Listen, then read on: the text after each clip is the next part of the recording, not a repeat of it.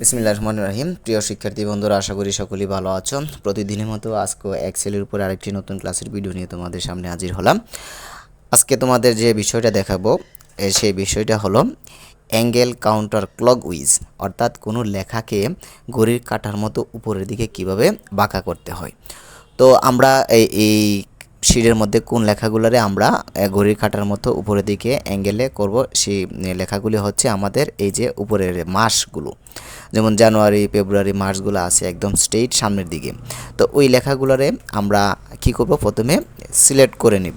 উপরের যে হেডিংগুলো আমরা প্রথমে সিলেক্ট করে নিব, তারপর হোম মেনু থেকে, তারপর কি করব, হোম মেনু থেকে অ্যালাইজমেন্ট অপশন আছে, দেখো এই জায়গায় খুব সুন্দর লেখা আছে অ্যালাইজমেন্ট অপশন থেকে আমরা কি করতে পারি, এই যে আমরা ABC এবি এই অ্যাঙ্গেল, অর্থাৎ এই যে দেখো অ্যাঙ্গেল কাউন্টার ক্লকউইজ অপশনটা আমাদের যখন আমরা ক্লিক করব, দেখো লেখাটা খুব সুন্দরভাবে ঘড়ির কাঁটার মতো অ্যাঙ্গেল হয়ে গেছে।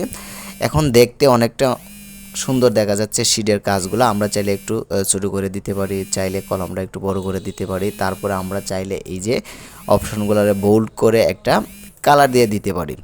দেখো অনেক খুব সুন্দর, আমার আগের থেকে লেখাগুলো অনেক সুন্দর হয়ে গেল।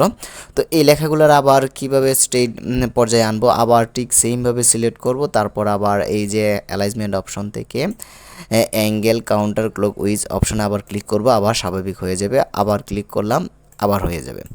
তো খুব সুন্দর একটা মজার কাজ তোমরা এই ভিডিওর মাধ্যমে করতে পারবে। আজকে এই পর্যন্তই, নতুন কোনো আবার ভিডিও নিয়ে আবার হাজির হব। ধন্যবাদ সবাইকে।